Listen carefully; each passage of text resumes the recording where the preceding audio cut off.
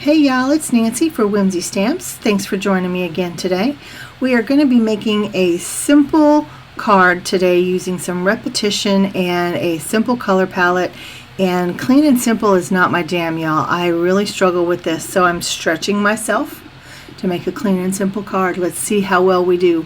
I'm also stretching myself to use a holiday patterned paper pack. Woo, my lips don't want to work. So this is a holiday one. But in almost every paper pack, whether it's holiday, seasonal, occasional, whatever, there's going to be some neutral patterns. And that's exactly what I'm pulling out of this. I have the black on gold, gold on black, and then white as well. And I've cut all three out of the scalloped 6 A2 die, and it fits perfectly on the A2 card. So I'm also using this fun money bags image from A Million Wishes, and I just stamped it out using my Misty and some waterproof black ink. And I'm also using my Kuretake Starry Colors gold palette. Now I've chosen the shades of gold that best coordinate with this paper pack, and I just go to town. Now this is not watercolor paper, so you don't want to get it super saturated with water and use lots of heavy paints, but it's okay. It turns out okay. You don't have to worry about that. So I am just painting the money bag and the gold bar. The rest will be fussy cut out. But one thing to know about this paint, and I have a feeling that it's probably all paints that have have the mica in them, is when you paint over the black lines, it really covers them up. It is not transparent. It's actually quite opaque, and you can see that I've lost some of that detail. So after I color or paint both of these images up and fussy cut them out, I come back in with what is it called? My Inkonic pens from Arteza.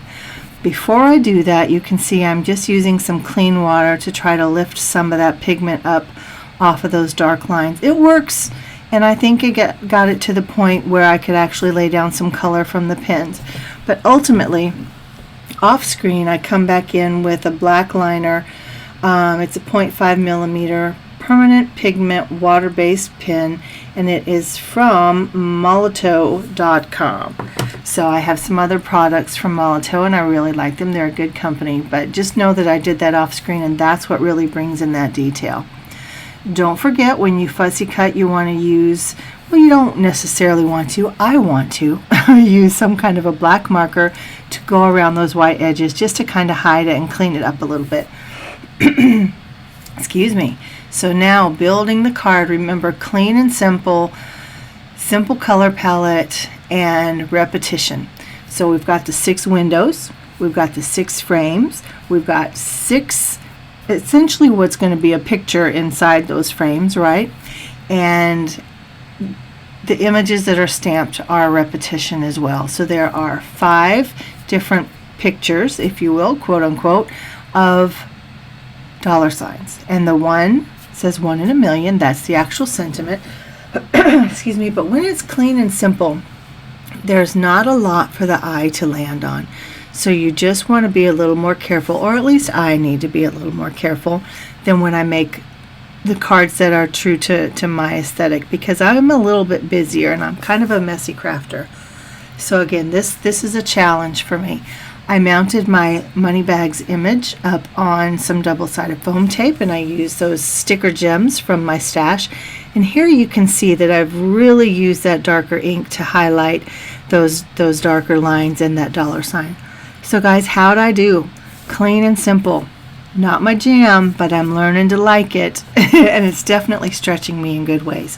So, as always, all of my supplies will be listed and linked downstairs for ease of shopping over at the Whimsy store.